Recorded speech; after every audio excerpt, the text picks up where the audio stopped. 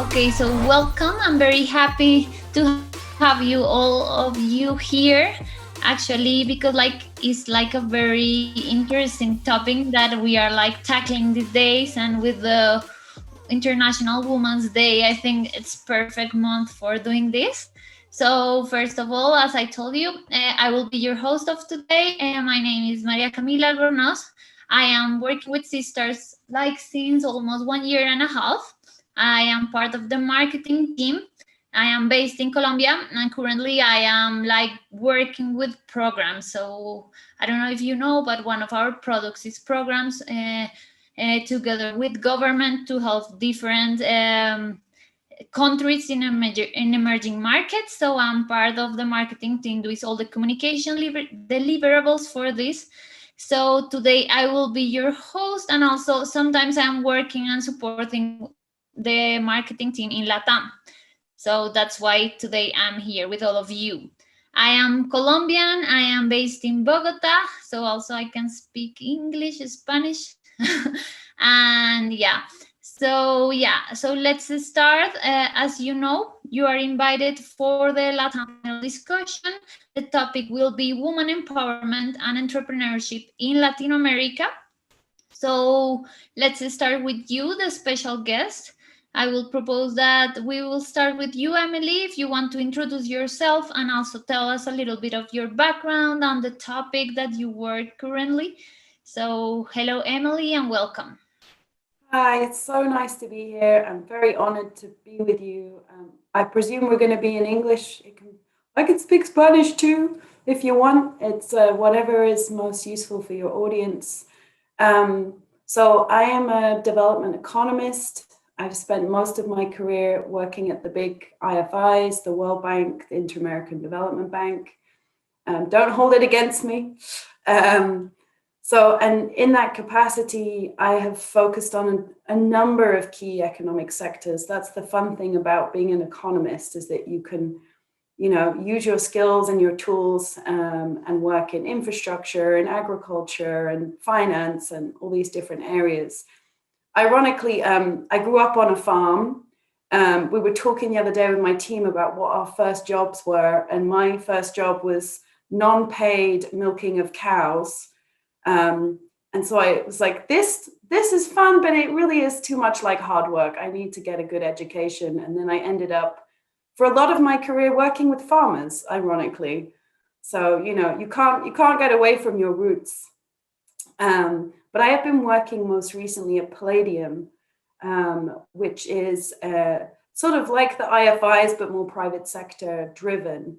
And the reason I came to Palladium is I wanted to do things slightly differently, having seen, the heavy bureaucracy of the international financial institutions and how it takes ages to get things done. And I wanted to be more agile. And I can gladly report that after a year working with this company, I've found that I've been able to do just that, and especially with regards to women in finance. I'm working on a program called Catalyze right now, and I'm the gender lens expert, a title that I have never seen before in any other company. So that's interesting. And people are like, what does that mean? I have this common phrase. I say that anyone can be a gender expert and everybody should be a gender expert. I don't think it's something that you should particularly go study, but I'm trying to get engineers working on disaster risk management to be gender experts and bankers to be gender experts, because I don't think it's that complicated. So the program I'm working on right now is really looking at the gender financing gap. We started off in LAC. We're working with banks in República Dominicana, Guatemala, El Salvador, and it's actually been going really well. I find the gender financing gap just the most frustrating market failure that there is, and it's not a lack of data. We know that women are perfectly fine. They repay their loans in a higher percentage than men do. They're not more risky necessarily. So it truly is a market failure, I think, driven by bias. So while that's really frustrating, it also means that there's huge opportunities. I don't think we need pink credit cards or, special programs. Women need money the way men need money. And the failure of the market failure I see is really just the communication between the banks and their potential clients. So that's what we're working on under this program, Catalyze. It's blended finance, which I'm certainly not used to.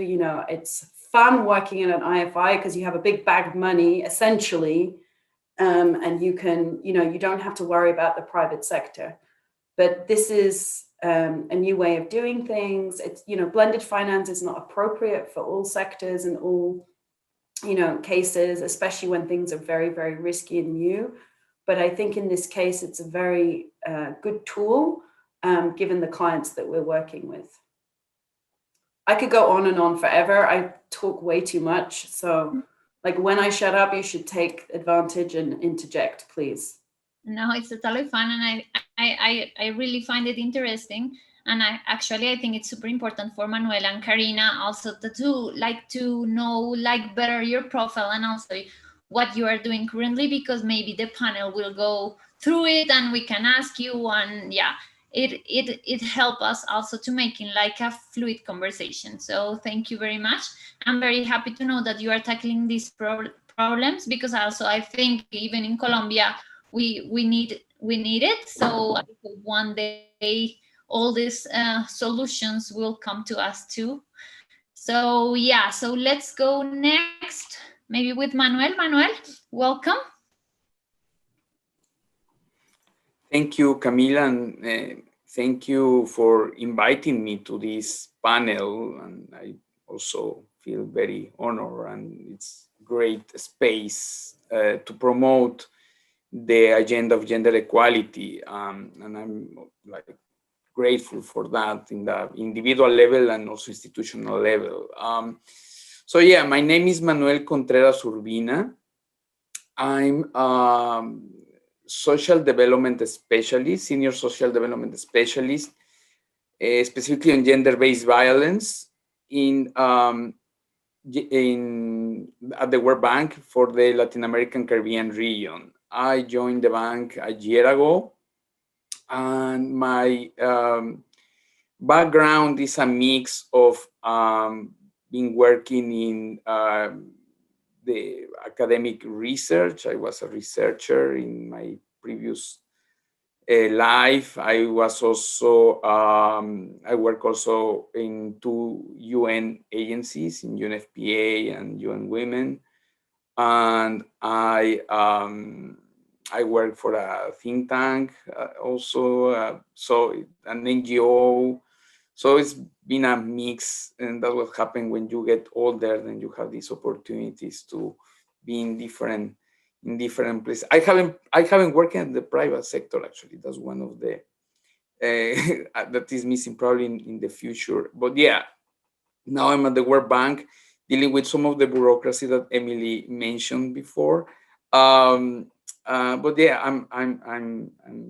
happy, and I've been in that. And it is interesting because I'm actually, my entire career has been in gender and gender equality. So this is probably I agree that, I mean, a certain extent is not rocket science, right? But and everybody can become a gender specialist. But actually, that has been my career. But originally, my first degree is in mathematics, actually. So it shows that you can become a gender specialist from any field. So at the World Bank, we have a gender strategy that addresses different issues, right, and problems related to gender equality. Some that are related to women's economic empowerment, women's political participation, education, and one that is called voice and agency, that is related to also to gender-based violence. That is the topic that I focus mainly on. And I'm not an economist, so I really not that specifically familiar with some of the particular issues about the solutions for and of how to move the agenda in terms of specifically in this field, more in entrepreneurs. But I will say I can speak a little bit more about how the different areas of gender inequality and patriarchy can affect the women's well-being in terms of economy and other aspects, and how this is also related to gender-based violence. Yeah, so I guess I stop there, and then we can continue with some of the questions. But very nice to meet you all, and glad to be here. Thank you, Manuel. It was very interesting to hear you and to know your background and what you are doing. So let's go with Karina. I think, Karina, you are from Colombia too. I don't know, Paul told me. So yeah, welcome, and let's hear about you. Thank you, Maria Camila, Paulina, for the invitation. And it's a pleasure to meet Manuel and Emily. I think it's the first time that we are sharing institutionally a space to talk about this. So I find that very exciting. And I'm from Colombia indeed. And I am currently working at CAF, which is a development bank, like the World Bank or like the Inter-American Development Bank. And I started my career working with foreign direct investment in an NGO in Colombia. And from there, I moved to working with CAF in the vice presidency of the private sector. And I am currently working with gender mainstreaming in financial operations. So a little bit what Emily said is that, of course, we're seeing more interest in financial institutions, microfinance institutions, as to how to mainstream gender in their loans or in the design of their products. And what we do is that we try to make sure that every loan that we give to a financial institution has a gender lens. That is not gender neutral, because we know the unconscious biases and the social norms can be detrimental to women, specifically in a region where the patriarchy that Manuel was saying is unfortunately a handicap for women to climb the ladder, and especially when it comes to financial services. So right now we're working with both loans that we give to development banks, commercial banks, microfinance institutions, and we are starting to work with investment funds. At CAF, we work with investment funds, but we have not still mainstreamed gender in those clients. We also work with the private sector. Later on, I'm going to give some examples of different projects and initiatives that we are working in Latin America, because we think this is not only an issue of the private sector, but also of the public sector. And that's very important, because that's where policy making takes the really the key into a different side, right? As of May, I will be working with the Inter-American Development Bank, where Emily used to work. And I will be joining the Institutions for Development team. And I will also continue working with gender mainstreaming in this opportunity with financial institutions that have the guarantee from the public sector. So that's a little bit from my end. I think the projects that I've been working on, and maybe what Emily has worked before and she's currently working at Palladium, are a little bit similar. So it's very it's a nice opportunity to really share and to have a conversation about what's going on, about how we see from the different institutions this perspective. And of course, I think Manuel's vision is going to be important in the sense that gender-based violence is key for women empowerment. If a woman does not feel safe, if a woman does not have a good mental health, financial health, then cannot be economic empowered. So I think that's really something that's very important to bring upon in this panel. And again, thank you very much for the invitation. You're welcome, and thank you, all of you. I also hope that like also in Seedstars we believe in network. So I think you three then will be in touch and in contact, and I hope you also continue tackling these topics.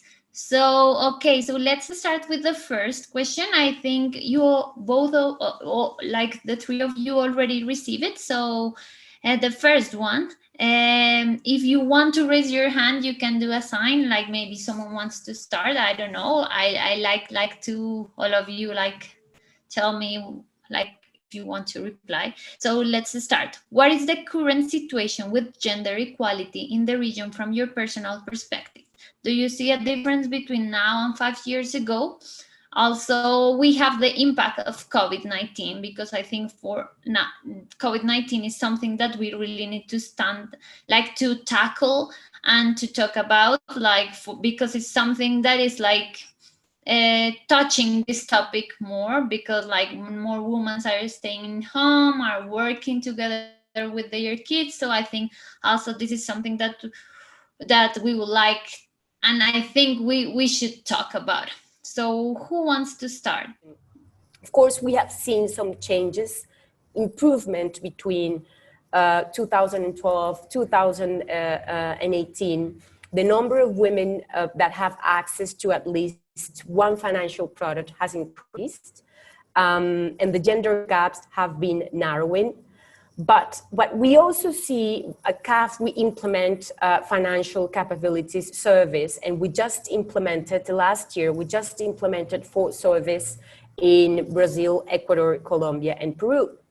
And something that we see overall is that women have more difficulties than men to make their income actually cover the basic expenses at a monthly basis.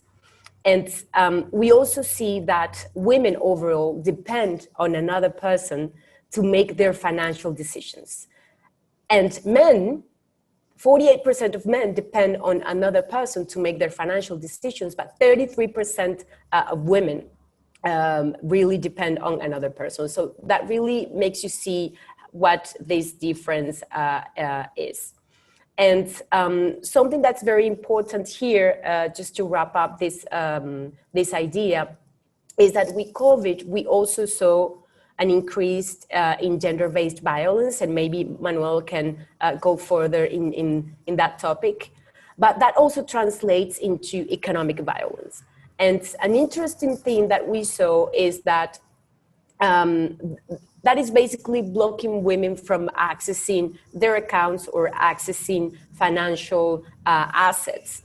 And something that interesting that we saw was that some banks were implementing programs to identify when a woman was a target of economic violence. So for example, they had strategies with call centers that when a woman would call and ask something about her bank account, the operator would have a specific list of questions, just trying to see if maybe that woman was a target of domestic violence, economic violence, so that maybe the bank could help them in that sense. So, like I said, but I think the field is still for us to continue to implement a different strategy in this front. Thank you very much. I'd like to jump in and be the bridge between what you're saying, Karina, and then perhaps to Manuel, because I was also looking at the World Economic Forum data this morning just to refresh my memory, and of course the UN Gender Index. And yeah, the good news is Latin America is pretty good on political inclusion and voice. However, but for us to get to equal the current trends is going to take 100 years. So I'm much more, I think I'm just getting older and more curmudgeonly, and I've seen, you know, the peaks and troughs of things going up and then down, and I feel that COVID in particular has sort of exposed a lot of harsh realities that perhaps were covered up before. And we've seen, you know, not just in Latin America, women have shared the burden of job losses during COVID. We have all of this unpaid domestic work. Domestic violence has increased exponentially. You know, it's the pandemic within the pandemic, and Manuel can speak to that. And so I guess for me, in a way, what I'm trying to do in my little world is make the connection between financial agency, especially within a household, and ensuring that women have, as you say, that crucial access even to one financial product if it's savings. Because that, I think, and we know that there's a correlation between having financial agency and a drop in domestic violence, especially if you own property. You know, there's a lot of studies around that. But I'm actually very worried right now. I feel that we have rolled back. We've certainly rolled back in Latin America, where, you know, existing inequality was bad already. You know, it's one of the most unequal regions on earth, bad Gini coefficient, and this pandemic has only put us back further. And so I've been thinking a lot about, well, so where do we go from here? And I've been quite excited to see the protests in Mexico, for example, where women are coming out and saying, we don't feel safe, the police aren't protecting us. And, you know, the highest level of state, there is this, you know, just ignoring women's issues. In England, we're having protests too along those lines. Suddenly women are realizing once again that they're no safer now than they were 30 years ago, and perhaps even worse off now. Same in the United States. What happened in Chile and the women's movement the last couple of years, I think is really exciting. So in a way, I feel like things have got worse, but women are becoming more vocal. I'm talking about like the macro picture, and I've said in my little world, yeah, Karina, you and I are really pushing in the same direction. We should definitely talk offline, because I also did this work at the IDB. So now you're going there. Let's swap notes, because they don't have a very good track record and they need you. You know, this gender mainstreaming concept, they still push gender very much into the CSR, you know, lane, and it really needs to be mainstreamed. But I'd like to hear from Manuel now, I think, about, you know, the just gender-based violence. And I haven't been looking at the indices. I've been looking at the UK and the US, because those are the two places where I'm bopping between. But I'm pretty sure that violence has increased in Latin America during COVID, gender-based violence, right? Over to you. Tell us how awful it is. Thank you. Yeah, thanks. It's awful. But I think I'm going to talk a little bit about that. But before, I would like to focus on the second question that was asked about. Do you see the difference between now and 5 years ago? And I will focus in two positive and two negative aspects. The positive one has been already covered by both Karina and Emily, but it's definitely like never before, like this awareness of women's rights and gender equality at the international and national agendas. And this has been translated in very strong policy and legal frameworks in the region. I mean, the region has like a history of good policy and legal frameworks, but in the last 5 years, this is really on the top. This is translated also in the Sustainable Development Goals. There is one goal specifically about gender equality that includes a variety of topics with targets and indicators to measure the targets that it was not like that in the MDGs. The SDGs are much more comprehensive in terms of in the goal of gender equality. And that's a very, very good advance in general. Second, and related to this, another positive thing that was mentioned is kind of like in several countries, there is a strong movement of women's rights organizations, NGOs, pushing for topics that are really can be very controversial in some extent. And we can see, for example, the advance in things related to sexual and reproductive rights, especially like the laws that was just passed in Argentina and other countries are related to abortion.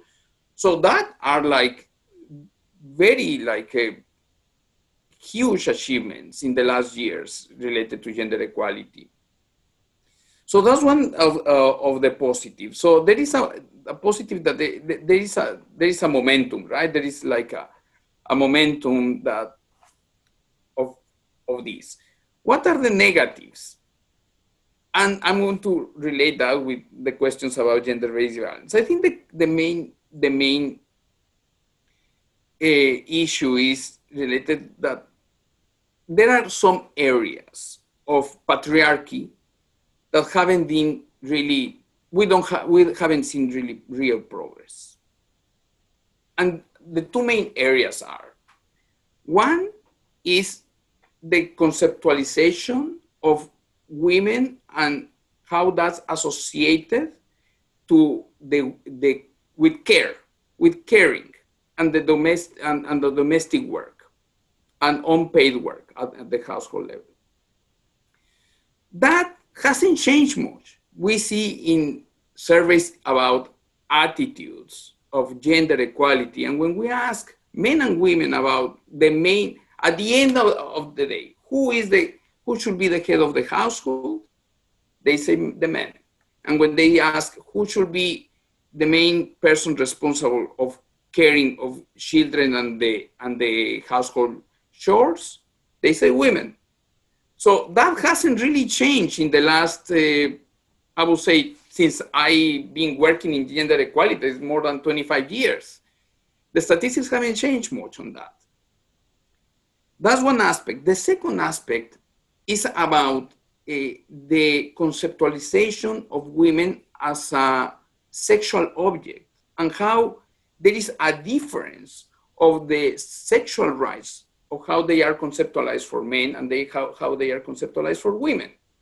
Clear example, if a man goes to the street in Latin America with a small short, with shorts in the street, nobody pay attention to that. Nobody say anything. If a woman does that, she's harassed immediately. And that hasn't changed.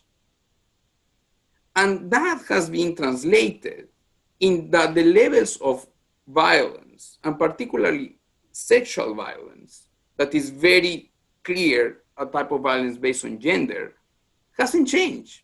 The prevalence of sexual violence by a partner or by a non-partner or by whoever hasn't changed. And that's very, very worrying. And COVID has made the things worse. I mean, already Emily and Karina have talked about that, but has made things worse in not just in gender-based violence, but in this conceptualization about not just the conceptualization of patriarchy, but how women have been more responsible about all the tasks related to caring without not at the same, and men haven't really got involved on that. And what we see is double work of women, like women working in the household, women working outside to earn money, and men don't share that responsibility. And gender-based violence, of course, has been increased during COVID for all the reasons that we know, and that is much more lack of protection for women around this. But on top of all of that, in the last 5 years, what I've seen is also a resistance of conservative groups for this advancement of women's rights. And that is translated in also in several issues, and it gets into a very high political level, and that worries me really about this resistance, but it translates in political violence, economic violence, like also Karina mentioned, but also at household level. And we can see like this increase of femicides in the region for that reason, because there is a resistance of this agenda of gender equality. Manuel, I once did an interview for The Economist many years ago, like 22 years ago, when I wanted to be a journalist. And the interviewer said to me, "Do you believe in the linear progress of history?" And I said, "Yeah, of course I do." I was young and naive.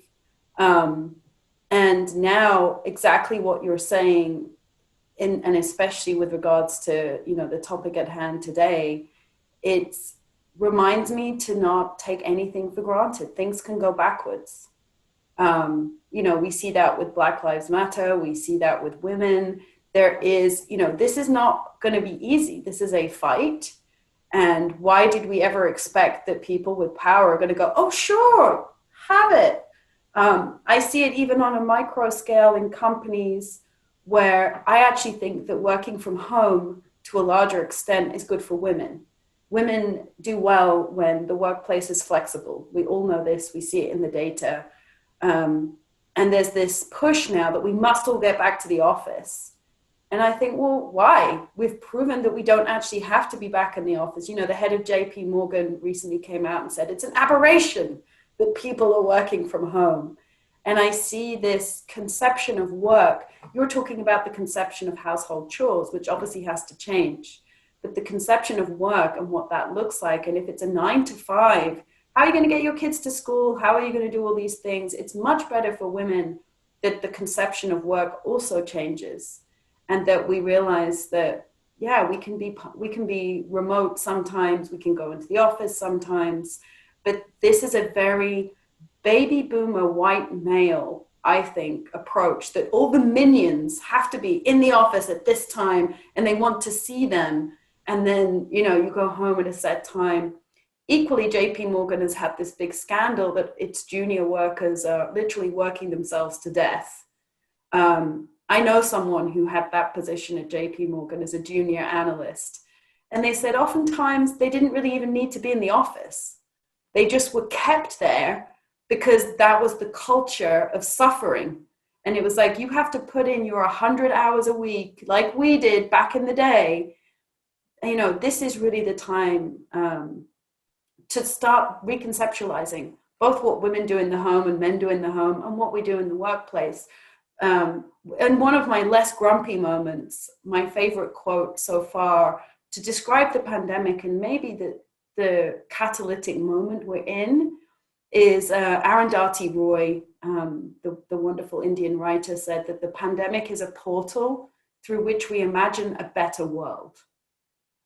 So while we're all sitting here and looking at all the awful things that the pandemic has held for women, especially women in Latin America, I think it's also a moment where, because we've sort of paused as a global economy somewhat and paused our usual, day-to-day business, maybe this is an opportunity moment to do this reconceptualizing of roles that you're talking about. Sorry to get all lofty and philosophical, but if I don't go there, then I just get depressed. If I just look at WF stats.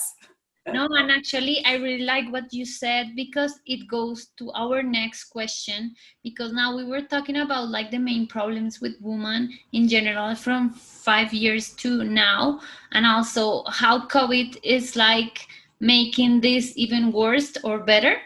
And here, like, we can jump to the next one that is like name three key problems female entrepreneurs in LATAM are facing right now. So now we jump to the work side or even entrepreneurship side, like all the women that are leading companies, that are creating companies. Also, COVID-19 was a great opportunity for some industries to create jobs, to create business, or even for others they are in bankrupt, and they really need to adapt themselves to the new reality that everyone is like wondering if this will be a new reality, and if we will continue with these behaviors, with this consumption, or we are going to change. And now that the vaccine is here, and I think this, like 2021, is a very interesting year. And I have read some articles, and people said, like as you said, it's a moment like we already paused and think what we want, but also we already learned from last year, and so what's next? And I think this topic of women entrepreneurship and women empowerment is something that we should continue fighting.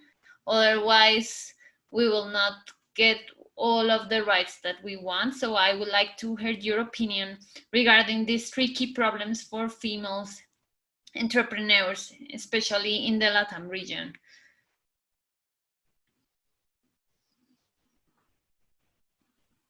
Also, I forgot. I'll just quickly mention the program I'm working on now at Palladium is especially to help entrepreneurs. I don't believe that being an entrepreneur is magically the way to get countries out of poverty or people out of poverty. That's not how any of the rich countries manage to industrialize and move forward. But I do want women who are entrepreneurs to have the access to finance that they want. And I think like Karina and I are working in this sort of the same space. I had a meeting the other day with someone called Maria Pacheco, I'm a big fan of. I met 20 years ago at the beginning of my career. She's Guatemalan, and she has been very, very successful. She comes from the elite. she has used very much the power that she started off life with to help other women. She works with indigenous women's groups to create products that she sells in, Walmart and to the Japanese. And so she's very connected internationally. But I wanted to talk to her about her relationship with the banks in Guatemala. And she was basically saying, even me, a customer of 20 years with a big business, I go and I'm treated completely differently than a man who's, maybe even has a smaller business. It's harder for me to set up new bank accounts for my clients. It's harder for me to have personalized banking services. And so it was just a really interesting conversation, and that really went to the heart of, here is somebody who clearly is a great client, a reliable client, and is requiring further services and is not receiving them purely because she's a woman. There's no other reason. And it's this bias, and I am very interested to hear from my esteemed colleagues here, like, how are you trying to tackle this? I find it quite hard to not go to the head of the bank and just shake them by the shoulders and say, what is wrong with you? Why are you treating, your clients like this? I've tried the gentle data approach, showing, look, these are great clients. This is a good bet. I'm trying everything I can think of to tackle this bias. So I'm very interested to hear from you about what your approaches are.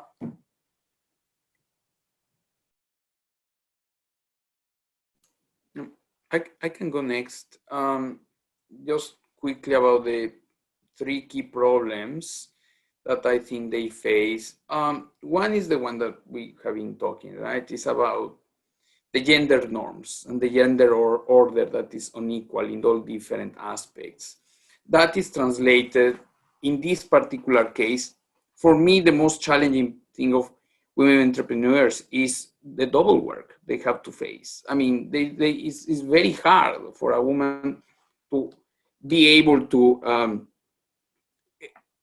earn money or participate in the labor force, in the paid labor force, when she has to, is the main caregiver of the household, the children, and the main responsible of all of that. It's very hard. Second, there is a lack of social protection programs, definitely in Latin America.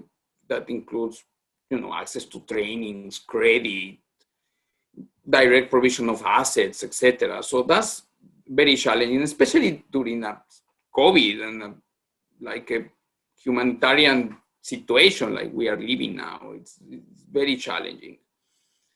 The third one is, is the discrimination that they face, and that how it's translated in different types of violence and different, and like just Emily basically said a very clear picture about the discrimination of a woman just because she's a woman in the around the field of like I would say economic work. So that are a lot of challenges. There are some programs now that are addressing what we call, the transformation of gender norms, right? And that's what we think is the most kind of promising approach to address some of these. I mean, there are many activities. Any activity that promotes gender equality helps, right? I mean, affirmative actions, for example, are very important. And that's how, for example, in my country, in Mexico, women now are in a much higher level of political participation. That affirmative actions are very important. But also these programs that focus on the transformation and gender norms, and that basically for people reflect about power relationships are key to implement and scale up in the region. There are few examples, but what is needed now is to invest basically more on these programs, and that really the governments and the international organizations allocate budgets on this topic, real money, not just like, I mean, if you see the money allocated to the Ministry of Women's in the region or the Ministry of Education to address gender aspects is so low that it's very hard to advance like that. So that is, I think, what is key. And then maybe I can wrap up by saying that I agree with what Emily and Manuel were saying about access to finance and about social norms. But I would also like to add that there is an important thing, and that is taking into account that women entrepreneurs often need specific mentorship and support in terms of access to networks and access to markets than men. And why I'm saying this is that, for example, if we analyze why men and women start businesses, often men start businesses out of an opportunity. And it's often the case that women start businesses out of necessity.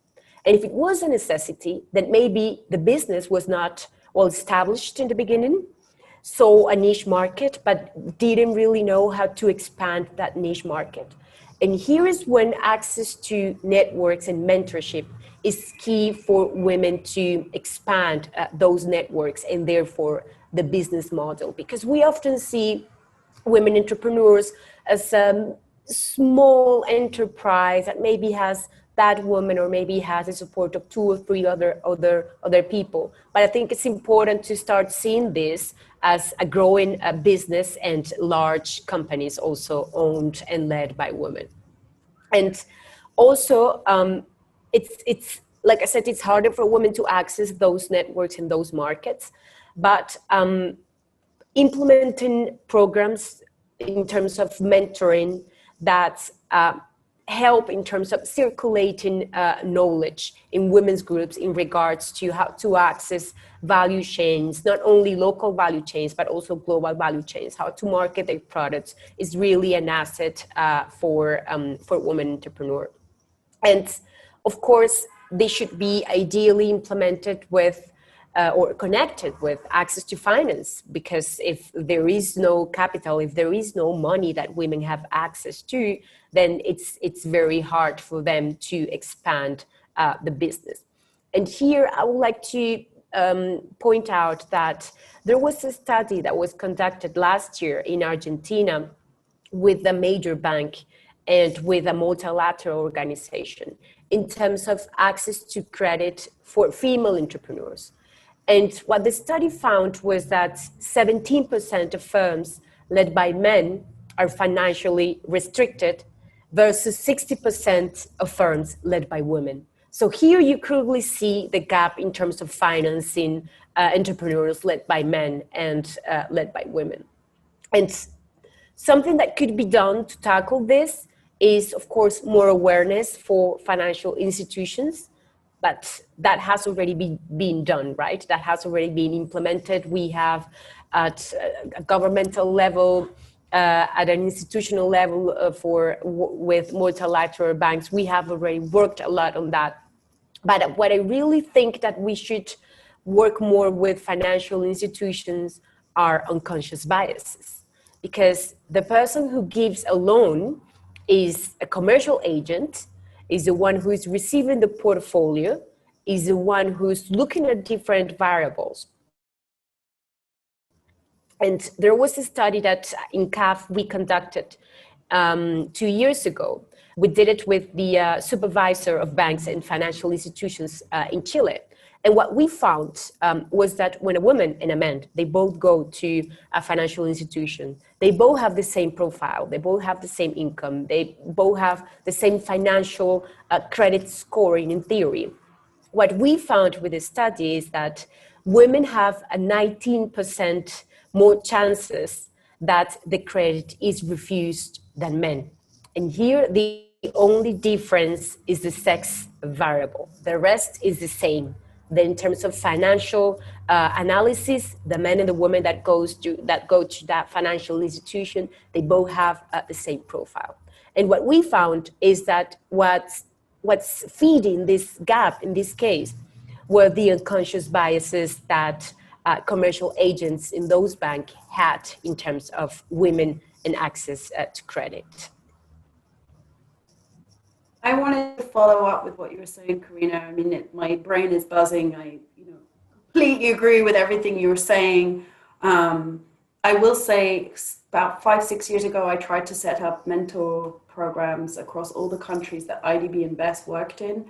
I received a strong pushback, heavy institutional pushback. Oh, wow. So that's why you and I need to talk. Sometimes we think that the IFIs are the great places to be setting up these networks. I'm not sure they are. Secondly, I've seen a lot of really bad research. A lot of money is spent on research, collecting data. I have this really ambivalent feeling at this point about research, which is odd. I'm a PhD in economics, and so I like doing research, but I feel that sometimes we research things that we already know the answer to. What I've been looking for is, well, who should be talking to people about unconscious bias? How can you solve that issue? And if you look at the data on unconscious bias training, it hasn't worked. There's a lot of studies right now, especially like, gender training. All companies in America, you have to do this training now. And it really hasn't pushed the dial. What I found recently, other than taking the bank manager and, shaking him by the shoulders, that hasn't worked for me either. What I'm very interested in is the research by Iris Bonet.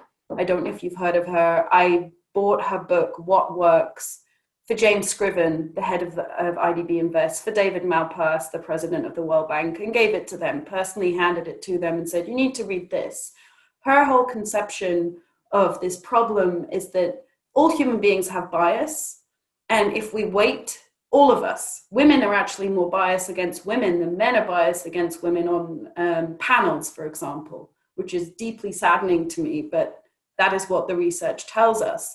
So what she suggests is that instead of trying to change human nature, which is going to take too long, you put systems in place that bypass biases.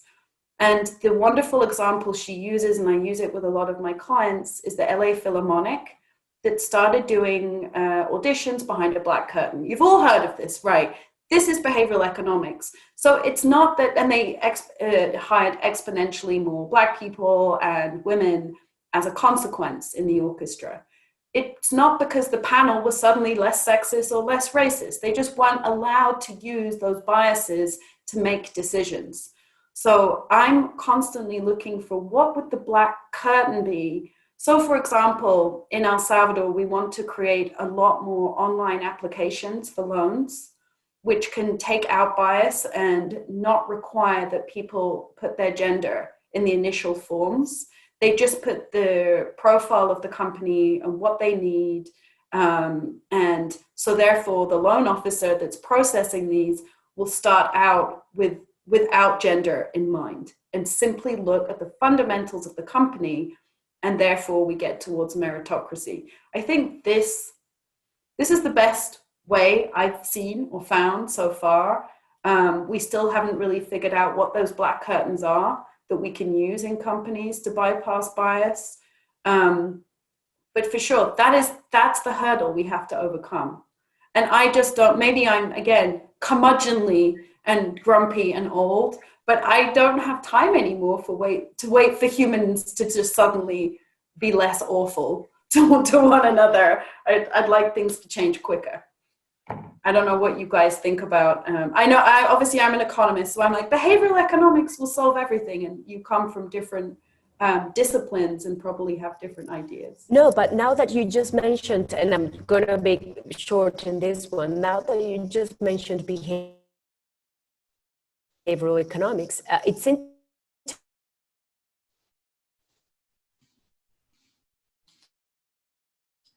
We lost you. No, we cannot hear you. I think we lost you at the moment. Yeah, you came back. We are running a little. I want to hear this. So I want to hear you, and then I will. No, so just very short that we just started implementing workshops linking behavioral economics and gender, specifically for financial literacy programs. So how to implement the knowledge of behavioral economics and gender. And it has been wonderful. I mean, it's amazing what, it's just a simple workshop, just a 4 hours workshop, but how the client's idea in terms of how they should really revise the contents of the financial literacy programs that they are implemented for women, it has been amazing. So I'm a huge fan of behavioral economics. I would love to talk well. more with you about that. And I think I really like CAF. I love CAF. I think it's an excellent institution, and you're able to tailor things that suit the region and suit your clients. And so you are doing very innovative things that perhaps the bigger institutions with more money don't do. So I'll definitely want to know more about that. Happy in the next meeting. Yeah, and actually we are running now of time, so maybe it's super interesting. And now I'm also like with a lot of ideas, like after hearing all of you, and actually the example of the Philharmonic is, I think also it's great. I read it on your article and even in another book. So I think for now this is one of the most effective solutions. Even with Seedstars, we are trying to tackle in this problem with programs, and also now we are like driving our organization into this because we know we can find a lot of, like, we are doing more impact in all the emerging markets and in all regions. But to end up this amazing panel, and maybe I would like to finish with the last question, because now we don't have time. That is like call to action to their peers. How do you believe other organizations can support, or even something that is not in this script, like what you would like to recommend to others? Like if someone watched this video in April and I really would like that they will come with ideas or initiatives, or even contact all of you to create programs, workshops, as Karina said, or even this kind of experiment that Emily mentioned. So it will be very good and amazing and exciting for all the people that which watch this, to see you as an inspiration, and also what will you recommend to the others after talking about these problems? Because I think we will stay here for long talking about all this topic, because it's amazing and there's a lot of things to tackle. But yeah, let's think in how we can inspire others to continue finding solutions for it. So I would like to hear a short a short sentence of you or something that you think about this, and to end up this panel. And thank you very much.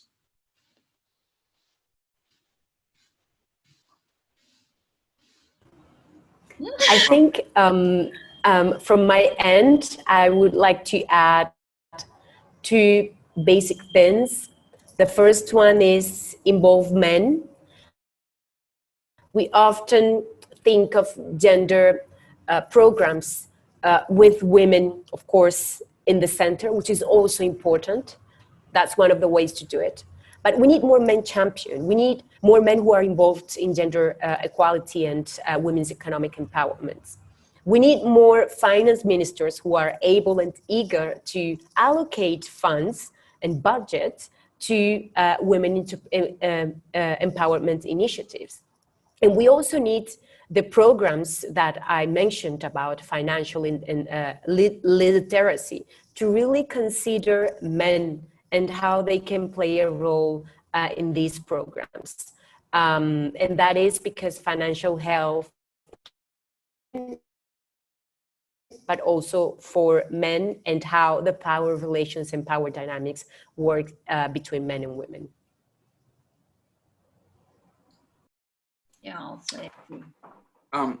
Yeah, I can add two more. One is that evidence shows that that gender equality is possible, basically, that the transformation of gender patriarchal norms, that is possible. So what we need now, we have models about how to address that. What we need now, it takes time, it takes coordination, it takes capacity, but also takes the funds. And so for me, the call is the need of invest for the governments, private sector, the multilateral agencies, financial institutions to invest in gender equality and focus on transformation of gender norms. I think that's for me the main goal. And second is that also evidence shows that gender equality benefits everyone, individually, in the personal way. I'm not going to talk about my personal experience about how believing gender equality has benefited my life, but it does. And I have seen how for other men is the same. But not only that, it benefits economically to the individuals, the communities, and the societies. And there is evidence about that. So I think that's a message to send, to create more evidence and to use this evidence to advocate, sending that message to all the key policymakers about how gender equality is going to impact all the sustainable development goals, for example, of a society. And thank you again. And I will probably need to leave soon because I have another meeting. I'm sorry about that. But thank you. Thank you very much, Manuel. No worries. And Emily. I can be super quick with my last words. It's simply don't quit. I think sometimes this work is very hard. It's frustrating. You go 2 steps forward, 1 step back. You just have to not quit. And panels like today just reignite the fire. It's so lovely to reach out to colleagues. Lots of Colombians. Colombia is very special in my heart, by the way. That's another story. But it's really, the way you don't quit is you get linked with like-minded people and just keep pushing. And so thank you so much. It's been so interesting. Thank you very much. It was a real pleasure hearing all of you. And also, I am thinking yesterday that I read your profile. I think you already noticed on your LinkedIn. But now that I check your profile and now I met you, and also I even heard all of your thoughts and studies and currently things that you are doing every day for this. It's super inspirational, and I'm very glad I was part of this panel. And also I want to thank you, all of you. It was a great pleasure to meet you. And also Pau, many thanks for inviting me to this panel. And yeah, I hope you stay in touch, and also I hope we stay in touch too. And I hope we can continue inviting you to our events and all our programs that we are working currently a lot. And yeah, that's all. Thank you very much, and have a nice afternoon, Emily, and you guys in Latin America have a nice day. Thank you very much. Thank you. It was a pleasure, Manuel and Emily. Thank you. Nice to meet you. Thank you. Bye.